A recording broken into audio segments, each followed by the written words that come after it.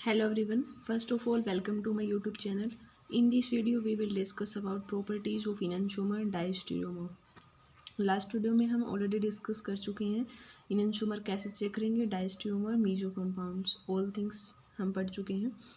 And हम बता देते हैं कि हमने देख लिया था कि enantiomers होते हैं वो मिरर इमेज होते हैं बट उनमें प्लेन ऑफ सिमेट्री नहीं होती। तो enantiomer इफ़ दोनों चीज़ आपकी प्रेजेंट हैं, अगर हमने देखा था जैसे स्टीरियो मिरर इमेज के बेस पे हम देखते हैं, मिरर इमेज अगर प्लेन ऑफ सिमेट्री प्रेजेंट है आपके पास और मिरर इमेज है, दोनों चीज़ प्रेजेंट है, तब तो हो जाता है वो identical. But if mirror image तो है एक दूसरे की बट वो प्लेन ऑफ सिमेट्री नहीं है, तब वो क्या हो जाते हैं आपके enantiomer। और मिरर इमेज ही नहीं है तो आपका डायरेक्ट आप बोल दोगे डायस्टेरियोमर।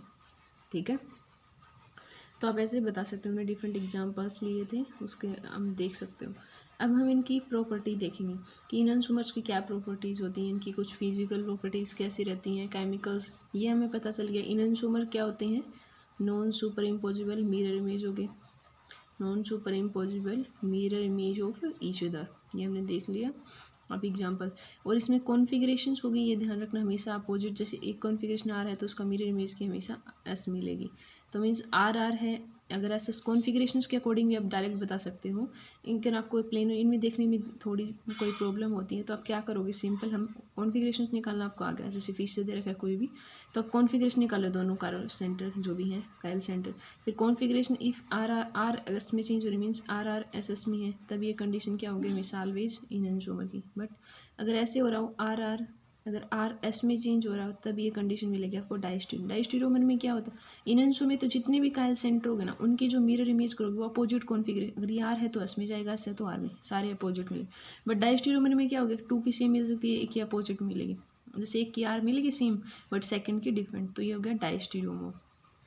ठीक है, तो ऐसे हो सकता है, जैसे आर आर भी हो सकता है या आर सी वो एस आर में, कौन से भी प्रोफाइल। इफ़ मिरर अगर आपकी कॉन्फ़िगरेशन में कोई चेंज नहीं आ रहा, आर आर है और एस अगर एस में है, सेम ही कॉन्फ़िगरेशन, तब इसका मतलब है आइडेंटिकल। तो एक अनदर वे है आपका, कॉन्फ़िगरेशन से भी आप डायरेक्ट डिसाइड कर सकते हो। प्लेन और सिमेट्री इनको आपको अगर नहीं देखना तो आप सिंपल क्या करोगे, कॉन्फ़िगरेशंस निकालोगे और उसके अकॉर्डिंग बता दोगे। जैसे फॉर एग्जाम्पल ये है आपका एच ओ एच दे रखा है, यहाँ पे है ओ एच एच, ये एच ओ एच मान लिया, एच ओ एच, यहाँ पे है C H two O H. हम कॉन्फ़िगरेशंस निकालोगे आप इस सेंटर की, जैसे पहले आपका फर्स्ट प्रायोरिटी इसको चली जाएगी, सेकंड इसको, थर्ड एंड फोर्थ। तो आप देख लोगे 1 2 3 कैसे हो रहा है, एंटी क्लॉकवाइज, फोर्थ वेज पे तो चेंज हो जाएगा आर, तो इस सेंटर की आपके आर आ गई। ऐसे ही आप नेक्स्ट की निकालोगे, जैसे इसकी एस, अगर इसकी आप मिरर इमेज कर रहे हो या आपको जैसे एक दे दिया मॉलिक्यूल जिसका ये हो रहा है O H H H O H O H H O H H और C H two O H ऐसे दे रखा है आपका। अब इसकी मिरर में आपने कॉन्फ़िगरेशन निकाली, तो इसकी आप निकालोगे जैसे 1 2 3, ये क्लॉकवाइज है और फोर्थ ग्रुप वेज के ऊपर है आपका, तो ये चेंज हो जाएगा आस में, आर आपका आस में, तो इसकी एस आ गई। ऐसे ही आप नेक्स्ट निकालोगे ऐसा, तो कॉन्फ़िगरेशन आर किस में चेंज हो रही है, एस में, नेक्स्ट वाले सेंटर निकालोगे उनके भी अपोजिट, जैसे इसकी एस है नेक्स्ट वाले की आर आएगी, तो ये दोनों आपस में कैसे हो गए, enantiomer। एग्जाम्पल में देख तो आप डायरेक्ट कॉन्फ़िगरेशन से भी बता सकते हो, कॉन्फ़िगरेशन अगर चेंज हो रही है, आर एस में चेंज हो रही है सारे सभी काइल सेंटर की, तब आपका enantiomer। डायस्टेरियोमर में मान ले आपका एक और मॉलिक्यूल है जिसकी फर्स्ट सेंटर की तो कॉन्फ़िगरेशन इसकी भी आ रही है इसकी भी, बट सेकंड में चेंज हो रही है, सेकंड में मान लो आप ये इसकी एस है तो यहाँ पे आर हो गई, तो डायस्टेरियोमर की कंडीशन में चला गया। इफ़ कॉन्फ़िगरेशन में कोई चेंज नहीं आ रहा मीन्स आर आर है या एस एस में है कोई अनदर मॉलिक्यूल, तो आप कॉन्फ़िगरेशन की हेल्प से बेटर वे है ये फाइंड आउट करने का, इनशो डाई और आइडेंटिकल। ठीक है, अब इनकी प्रॉपर्टीज़ देखेंगे, ये हमने देख लिया। एक तो बात आपको क्या पता चल गई इनसे, इनकी अपोजिट कॉन्फ़िगरेशंस होती है, आर की एस होती हैं दोनों इनजो, और जितनी भी फिजिकल प्रॉपर्टीज़ होती हैं ना, जैसे boiling point, melting point, solubility, refractive index या डायपोल मोमेंट, वो सारे सेम होते हैं किसमें, enantiomer में। तो मेल्टिंग पॉइंट जो ये प्रॉपर्टीज़ हैं वो सारी सेम होंगी आपकी। तो आप फिजिकल प्रॉपर्टीज़ में क्या बताओगे, मेल्टिंग पॉइंट है, बॉइलिंग पॉइंट है आपका, रिफ्रैक्टिव इंडेक्स है, सोल्युबिलिटी, ये सभी आपके क्या होंगे, सेम होंगे। ठीक है, और इनकी जो रोटेशन है वो डिफरेंट होगी टुवर्ड प्लेन पोलराइज लाइट के, और इनको हम ये सेम हो गए ना तो इसको आप सिंपल फ्रैक्शनल डिस्टिलेशन से सेपरेट नहीं कर सकते, नॉन फ्रैक्शनल करने, क्योंकि सेम प्रॉपर्टी है और ये रोटेट कर सकते हैं प्लेन पोलराइज्ड लाइट को सेम मैग्नीट्यूड, बट किस डायरेक्शन में करेंगे, अपोजिट में।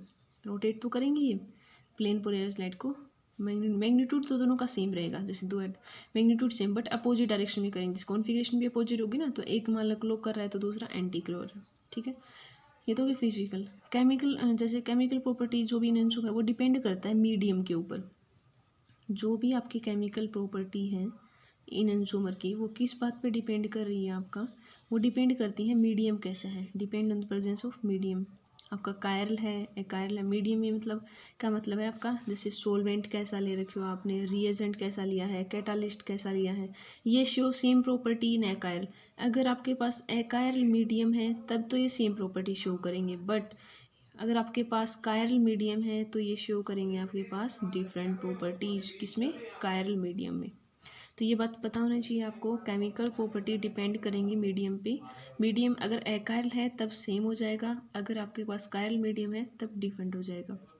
और इनकी जो बायोलॉजिकल प्रॉपर्टीज़ होती है ना वो डिफरेंट होती है, they have different biological properties. Biological property इनकी डिफरेंट होती है। जितने भी रिएक्शन हमारे, जैसे आप ह्यूमन बॉडी में देख सकते हो, जो भी कैरी आउट होती हैं कायरल मीडियम में, जैसे हमारी बॉडीज़ होती हैं, हमें पता है किससे बनी होती है, आपके प्रोटीन से।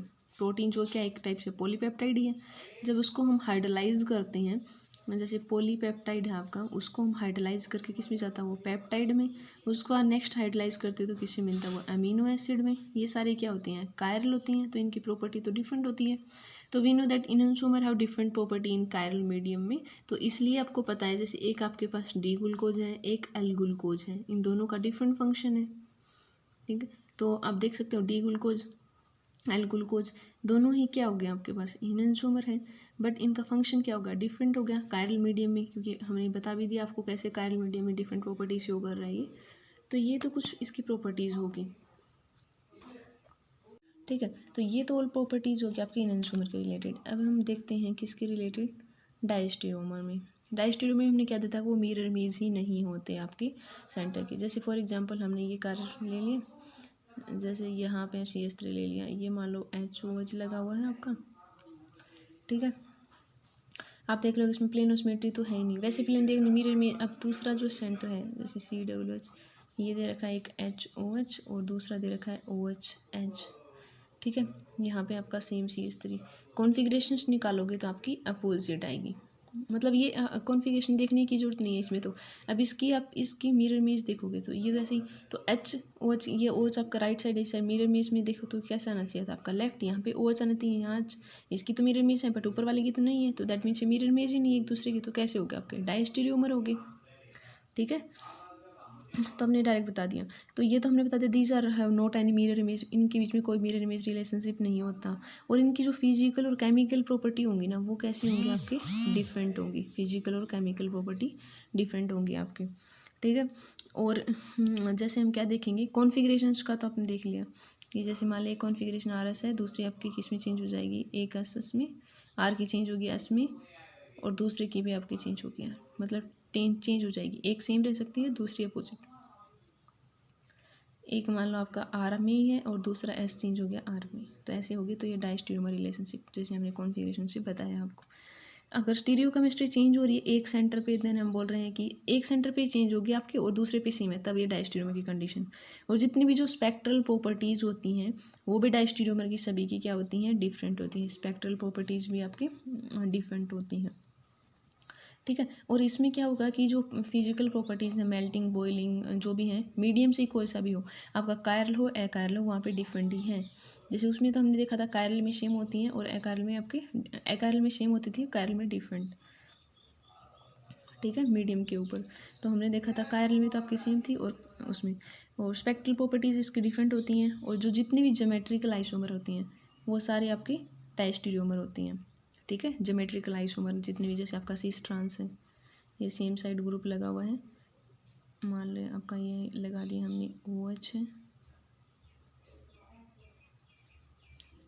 एक आपके पास ट्रांस है, तो सिस ट्रांस सिमेट्रिकल आइसोमर होती हैं। ये ऑल प्रॉपर्टीज़ थी इनएंशो डायस्टेरियोमर की। आई होप आपको समझ आया होगा। Thanks for watching my channel.